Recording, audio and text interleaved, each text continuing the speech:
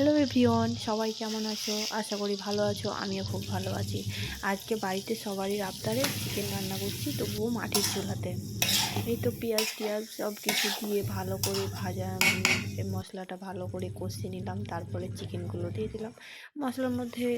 এই তো আমরা যা যা দিই, নুন, হলুদ, লঙ্কা গুঁড়ো, জিরা গুঁড়ো, ধনিয়া গুঁড়ো সব কিছু দিয়ে ভালো করে মশলাটাকে কষানোর পর মাংসটা দিয়ে আদা রসুন বাটা দিয়ে দিলাম।